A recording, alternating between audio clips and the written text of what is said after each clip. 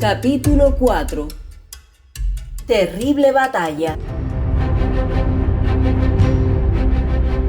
En menos de 10 minutos llegaron los dos piratas a la orilla del río. Todos sus hombres habían subido a bordo de los paraos y estaban ocupados en bajar las velas, pues había caído el viento.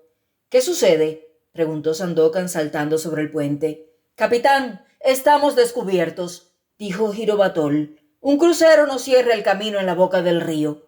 «¡Ja!», dijo el tigre. «Con que esos ingleses vienen a cometernos también aquí. Bueno, tigrecitos, empuñad las armas y salgamos al mar. Enseñemos a esos hombres cómo se baten los tigres de Montbrasén».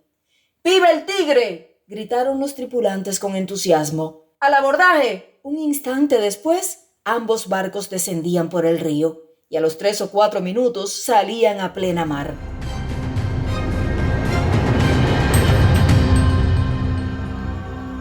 A 600 metros de la costa navegaba a media máquina un gran buque de más de 1.500 toneladas y poderosamente armado. Se oía redoblar de tambores en la cubierta, llamando a la tripulación a sus puestos de combate y las órdenes que daban los oficiales. Sandokan miró fríamente a aquel adversario formidable, sin que su mole le asustase en absoluto, ni su artillería, ni tampoco su numerosa tripulación, y gritó: «¡Tigrecitos, a los remos!». Los piratas se precipitaron bajo la cubierta y empuñaron los remos, mientras que los artilleros apuntaban con los cañones y las culebrinas. «Ahora nos toca a nosotros, barco maldito», dijo Sandokan cuando vio que los paraos bogaban como flechas al impulso de los remos. De pronto, un rayo de fuego relampagueó en la cubierta del crucero y una bala de grueso calibre pasó silbando por entre los mástiles del parao. «¡Patán!», gritó Sandokan. «¡A tu cañón!». El malayo, que era uno de los mejores artilleros de que podía enorgullecerse la piratería, puso fuego a su pieza. El proyectil, que se alejó silbando, deshizo el puente del comandante, tronchando al propio tiempo el asta de la bandera y haciendo algunos destrozos en la popa. En lugar de contestar, el barco de guerra viró de bordo y presentó las portas de la batería de babor, por las cuales salían las bocas de media docena de cañones. «Patán, no hay que perder un solo tiro», dijo Sandokan en tanto que sobre el parao de Girobatol retumbaba un cañonazo. «Derriba los mástiles de ese maldito, machácale las ruedas y desmóntale las piezas». En aquel instante pareció como que se inflamaba el crucero. Un huracán de hierro atravesó el espacio y dio de lleno en los dos paraos, dejándolos rasos como pontones. Gritos espantosos de rabia y de dolor se alzaron entre los piratas, quedando ahogados por otra andanada que les disparó enseguida la poderosa artillería del enemigo.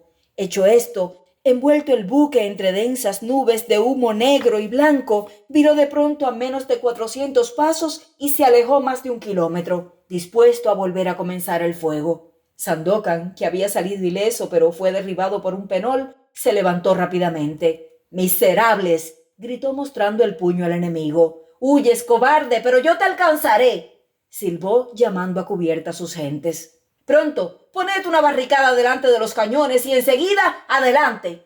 En un momento fueron acumulados, en la proa de ambos barcos, mástiles de recambio, cajas llenas de balas, cañones viejos desmontados y maderos de todo género, formando con todo esto una sólida barricada. 20 hombres de los más robustos volvieron a descender para manejar los remos, y los otros se agolparon detrás de aquellos parapetos improvisados, empuñando las carabinas y sujetando con los apretados dientes los puñales, cuyas hojas brillaban entre los labios temblorosos de rabia. «¡Adelante!», mandó el tigre. El crucero, que se había detenido, volvió enseguida a avanzar a media máquina, arrojando por la chimenea torrentes de humo negro. «¡Fuego a discreción!», gritó otra vez el tigre. De pronto, volvió a comenzar por ambas partes la infernal música, respondiendo un tiro a otro tiro, bala por bala y metrallazo contra metrallazo. Los 3 buques parecían decididos a sucumbir antes que retroceder. Se vieron envueltos en inmensa nube de humo que una obstinada calma mantenía sobre las cubiertas, pero continuaban resonando las detonaciones y relampagueando las armas. El barco de guerra tenía la ventaja de su mole y de su artillería, pero los 2 paraos que conducía al abordaje el valeroso tigre no cedían. Rasos como pontones, horadados con 100 sitios, hendidos, desconocidos, con el agua ya en la bodega, llenos de muertos y heridos, continuaban disparando, a pesar de la continua tempestad de balas que caía sobre ellos. Se había apoderado de aquellos hombres la locura. Todos querían subir a cubierta del formidable buque enemigo y, si no vencer, morir, al menos, en el campo contrario. Uno de los cañones del parao de Girobatol había sido desmontado y una de las culebrinas apenas disparaba. Pero ¿qué importaba esto? La terrible batalla duró 20 minutos. El crucero se alejó de nuevo otros 600 metros con objeto de evitar el abordaje. Un bramido de furor estalló a bordo de ambos paraos ante aquella nueva retirada. Ya no era posible luchar contra aquel enemigo que, aprovechándose de su máquina, evitaba todo abordaje. Y sin embargo, Sandokan no quería ceder todavía, resistía con empeño. Arrojándose con ímpetu terrible entre los hombres que le rodeaban y apartándolos con un empuje brutal, se inclinó hacia el cañón que habían vuelto a cargar, corrigió la puntería y le dio fuego. Pocos segundos después, el palo mayor del crucero, roto por la base, se precipitaba en el mar, arrastrando consigo todos los soldados de las cofas y de las crucetas. Mientras el barco se detenía para salvar a sus hombres, suspendiendo el fuego, Sandokan aprovechó el momento para embarcar en su propio parao a la tripulación del que mandaba Girobatol. «¡Ahora, a la costa, y volando!», gruñó. Ya era tiempo. El pobre barco, que hacía agua por todas partes, a pesar de los tapones que le habían puesto apresuradamente en los agujeros que abrieran en sus costados las balas enemigas, se hundía lentamente. Gemía como moribundo bajo el peso del líquido invasor y tendía a inclinarse a babor. Sandokan, que se había puesto al timón, lo dirigió hacia la playa vecina y lo embarrancó en un banco de arena. Apenas vieron que ya no corría peligro alguno de irse a pique, los piratas hicieron irrupción en la cubierta como una bandada de tigres hambrientos, empuñando las armas, contraídas por el furor de las facciones, dispuestos a volver a comenzar la lucha. Sandokan los contuvo con un gesto y después dijo, mirando el reloj que llevaban en el cinturón: «Son las 6. Dentro de 2 horas se habrá puesto el sol y las tinieblas caerán sobre el océano. Todo el mundo debe ponerse al trabajo, para que a medianoche esté listo el parao y podamos hacernos a la mar». «¿Atacaremos al crucero?», preguntaron los piratas agitando frenéticamente las armas. «No os lo prometo, pero os juro que pronto llegará el día en que nos vengaremos de esta derrota. Al relampaguear de los cañonazos izaremos nuestra bandera en los bastiones de la victoria». «¡Viva el tigre!», aullaron los piratas. «¡Silencio!», exclamó Sandokan. «Que vayan 2 hombres hasta la boca del río para vigilar el crucero y otros 2 a los bosques, a fin de que no nos sorprendan. Curad a los heridos y enseguida a trabajar todos». Mientras los piratas se apresuraban a vendar a los heridos, transportados por sus compañeros, Sandokan se fue hacia la popa y estuvo en observación algunos minutos, dirigiendo la mirada hacia la bahía, cuyas aguas tersas se veían por entre un claro de la floresta. Sin duda alguna, procuraba ver si descubría el crucero, pero éste probablemente debió de creer arriesgado acercarse mucho a la costa, quizá por miedo a encallar en los bancos de arena que abundaban en aquellos lugares. «Sabe que no puede acercarse», murmuró el formidable pirata. «Espera que salgamos de nuevo al mar para rematarnos, pero si cree que voy a lanzar a mis hombres al abordaje, se equivoca. El tigre también sabe ser prudente». Se sentó sobre el cañón y enseguida llamó a Sabao. El pirata, uno de los más valientes y que ya había ganado el grado de segundo jefe, después de haberse jugado 20 veces la vida, acudió en el acto. «Ahora ya estamos seguros», dijo Sandokan. «Sí, tigre de Malasia. Deben de haberse emboscado entre los cañaverales». «Perfectamente. ¿Esperaremos la noche para salir al mar?» «Sí, Sabao. ¿Lograremos engañar al crucero?» «La luna debe salir bastante tarde y probablemente no lucirá. Veo que hacia el sur se levantan nubes. ¿Pondremos rumbo hacia Montbrasén?» «Directamente». En tanto que así hablaban los 2 jefes, sus hombres trabajaban de un modo febril. Eran todos magníficos marineros, y entre ellos no faltaban carpinteros o maestros de ribera excelentes. En 4 horas tan solo pusieron nuevos mástiles, arreglaron las obras muertas, taparon todos los agujeros y renovaron los cordajes, pues a bordo llevaban siempre en gran abundancia cuerdas, cables, estopa, madera, etc. A las 10 ya el barco podía no solamente volver al mar, sino también afrontar un nuevo combate, pues hasta habían levantado barricadas hechas con troncos de árboles para proteger los cañones y las culebrinas. Durante aquellas 4 horas no se había atrevido a presentarse en la bahía chalupa alguna del crucero. El comandante inglés, sabiendo con qué clase de individuos tenía que habérselas, no creyó oportuno lanzar a sus hombres a una lucha en tierra. Estaba seguro de que obligaría a los piratas a rendirse o de que los arrojaría contra la costa si intentaban acometerle o darse a la mar. A eso de las 11 de la noche, Sandokan, que había decidido intentar la salida al mar, mandó que llamasen a los hombres que había enviado a la boca del río para que vigilasen al crucero. ¿Está libre la bahía?, preguntó. Sí, contestó uno de los dos. ¿Y el crucero? Está delante de la bahía. ¿A mucha distancia? A una media milla. Tendremos espacio suficiente para poder pasar, murmuró Sandokan. Las tinieblas protegerán nuestra retirada. Después, volviéndose hacia Sabao, dijo: zarparemos. 15 o 20 hombres descendieron del barco y, dando un tirón poderosísimo, empujaron el parao hacia el río. Que nadie grite por ningún motivo, dijo Sandokan con voz imperiosa. En cambio, abrid bien los ojos y tened dispuestas las armas. Vamos a jugar una partida terrible. Se sentó cerca de la barra del timón, con Sabao al lado, y guió resueltamente el barco hacia la boca del río. La oscuridad favorecía la fuga. No había luna, ni siquiera una estrella, ni la vaga claridad que las nubes proyectaban cuando el astro nocturno las iluminaba por encima. Un silencio profundo, apenas interrumpido por el ligero regurgitar de las aguas, imperaba en aquel pequeño afluente del océano. No se oía ni el menor susurro de brisa entre las hojas, y la cubierta del barco parecía desierta. Diríase que todos aquellos hombres diseminados entre la proa y la popa no se atrevían ni a respirar por miedo a turbar tanta calma. Estaba ya el parao cerca de la boca del río, cuando de pronto se detuvo después de un fuerte roce. ¿Embarrancado?, preguntó lacónicamente Sandokan. Sabao se inclinó sobre la borda y miró atentamente al agua. Sí, dijo, hay un banco debajo de nosotros. ¿Podremos pasar? Está subiendo deprisa la marea y creo que dentro de pocos minutos podremos seguir descendiendo por el río. Entonces esperemos. Aun cuando la tripulación ignorase por el momento a qué causa obedecía el que se hubiese detenido el parao, no se movió. Pero Sandokan oyó el ruido especial que producen los gatillos de las carabinas cuando se montan, y vio también a los artilleros inclinarse en silencio sobre el cañón y sobre las dos culebrinas. Transcurrieron algunos minutos de expectación angustiosa para todos, y a poco sonaron hacia la proa y bajo la quilla algunos ligeros crujidos. El parao, suspendido por la marea que subía rápidamente, se deslizaba ahora sobre el banco de arena. Pronto se libró de aquel fondo tenaz, meciéndose con libertad. «Desplegad las velas», ordenó Sandokan a los hombres de maniobra. Momentos después quedó desplegada en el trinquete una vela latina. Estaba pintada de negro y, por tanto, debía de confundirse con las sombras de la noche. «¿El barco?», preguntó Sandokan poniéndose en pie. «Allá abajo está, a media milla de nosotros», respondió Sabao. En la dirección indicada se descubría confusamente una masa oscura, sobre la cual de cuando en cuando revoloteaban pequeños puntos luminosos. Debían de ser escorias escapadas entre el humo de la chimenea. Escuchando atentamente, podía oírse el sordo rumor de las calderas.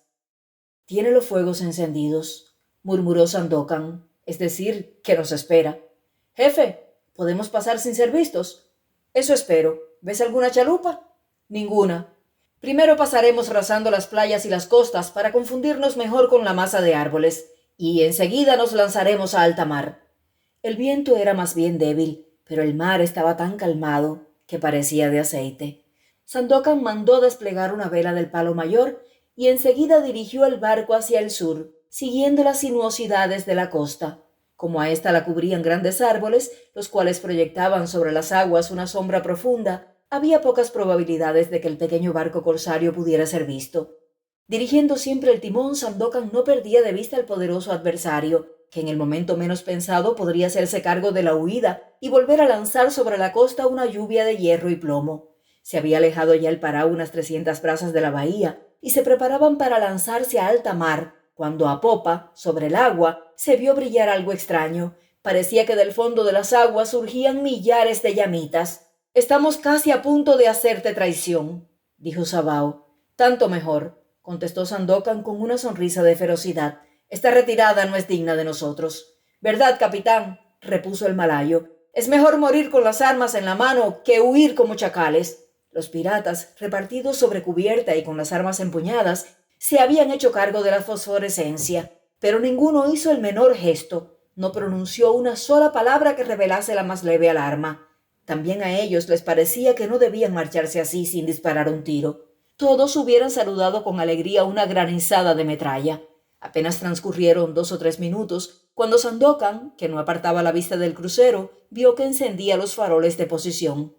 —¿Nos habrán visto? —se preguntó. —Eso me parece —contestó Sabao—. —Mira. —Sí, ya veo que ahora sale más cantidad de escorias por la chimenea. Activan los fuegos. De pronto, Sandokan se puso en pie con la cimitarra empuñada. —¡A las armas! —gritaron a bordo del barco de guerra. Los piratas se enderezaron, los artilleros fueron corriendo al cañón y a las culebrinas. Todos se hallaban dispuestos para empezar la lucha suprema. Después del grito reinó el silencio a bordo del crucero. Pasados unos instantes, la misma voz, que el viento llevaba con toda claridad hasta el Parao, repitió: ¡A las armas! ¡A las armas! ¡Se escapan los piratas!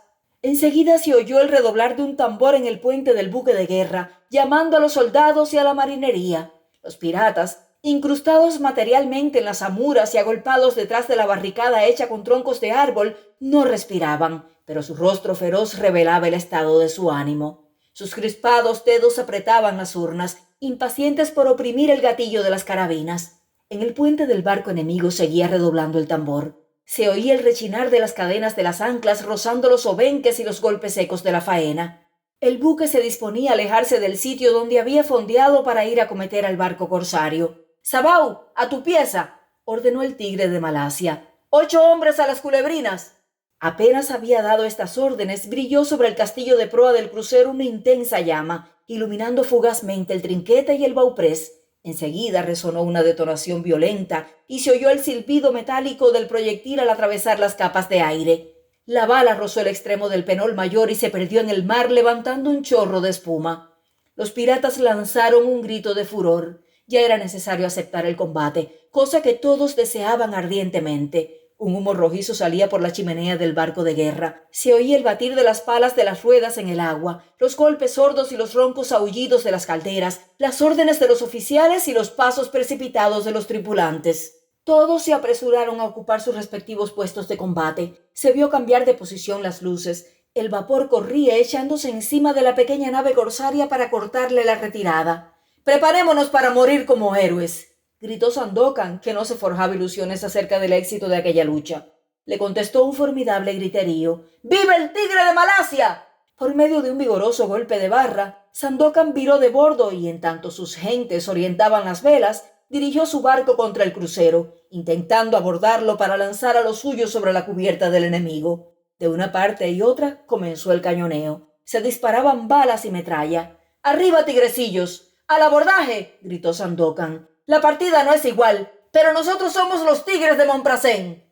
El crucero avanzaba rápidamente, enseñando su espolón y haciendo resonar los ecos del inmenso mar con el fragor de sus cañones. El Parao, verdadero juguete comparado con aquel gigante, al cual le bastaba un solo encontronazo para echarlo a pique hendido en 2 pedazos, se le adelantaba audazmente cañoneándolo como mejor podía. Sin embargo, como ya había dicho Sandokan, la partida era muy desigual. Aquel barquito no podía intentar nada contra el poderoso buque de hierro, armado de un modo formidable. A pesar del vapor desesperado de los tigres de Montbrasén, el éxito no era difícil adivinarlo. Pero los piratas no desfallecían. Quemaban sus cartuchos con admirable rapidez, procurando tumbar a los artilleros de la cubierta y a los marineros de las vergas, y disparaban furiosamente sobre el castillo de proa y sobre las cofas.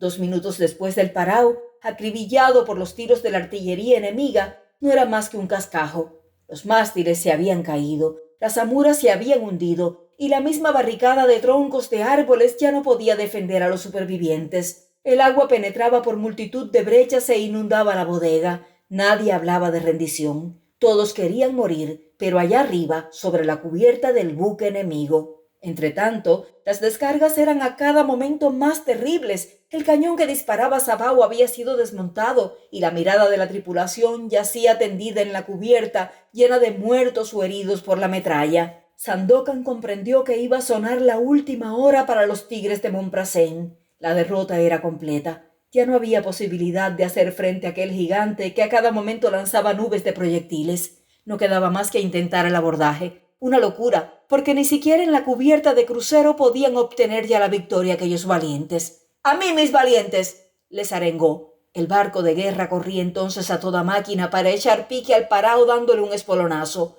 pero Sandokan, así que le vio a pocos pasos, con un golpe de barra evitó el choque y lanzó su nave contra la rueda de babor del enemigo. Fue un violentísimo encontronazo. El Parao se plegó sobre estribor, volando en el mar muertos y heridos. «¡Lanzad los arpeos!», exclamó Sandokan. 2 arpeos de abordaje se agarraron a las esclillas de alambre del crucero. Entonces 13 piratas, locos de furor, se lanzaron al abordaje como un solo hombre. Ayudándose con los pies y las manos, agarrándose a los postes y a los cables, se encaramaron en el tambor de la rueda, alcanzaron la borda y se precipitaron en el puente del crucero antes de que los ingleses, asombrados de tanta audacia, hubieran pensado en rechazarlos. Con el tigre de Malasia a la cabeza, se arrojaron sobre los artilleros, deshicieron las filas de soldados de infantería que habían ido corriendo a cerrarles el paso y enseguida, repartiendo una granizada de tajos a diestro y siniestro, se lanzaron hacia popa. Allí, a los gritos de los oficiales, se reunieron a escape los hombres que servían la batería. Eran 60 o 70, pero los piratas no se detuvieron para contarlos, y arrojándose furiosos sobre la punta de las bayonetas, empeñóse una lucha de titanes, dando golpes desesperados, cegando brazos y cráneos, gritando para producir más temor, cayendo y levantándose, ya retrocediendo, ya avanzando. Durante algunos minutos hicieron temblar a sus enemigos, pero fusilados por los soldados de las cofas, acuclillados por la espalda, alcanzados por las bayonetas, cayeron por fin aquellos valientes. Sandokan y otros 4, cubiertos de heridas, con las armas ensangrentadas hasta la empuñadura, y haciendo un esfuerzo sobrehumano, se abrieron paso, intentando ganar la proa para contener a cañonazos aquel alud de hombres. En la mitad del puente, Sandokan cayó herido en pleno pecho por un disparo de fusil. Los ingleses avanzaron a paso de carga con la bayoneta calada. El encuentro fue mortal. Los 4 piratas que se habían arrojado rápidamente delante del tigre de Malasia, cubriéndole con su cuerpo, quedaron muertos en el acto de una terrible descarga de fusilería, pero no así el tigre. Aquel hombre formidable, a pesar de su herida, de la cual salía a raudales la sangre, dio un salto enorme, llegó a la borda de proa, derribó con el puño de la cimitarra a un gabinero que intentaba detenerle y se arrojó de cabeza al mar, desapareciendo bajo las negras aguas.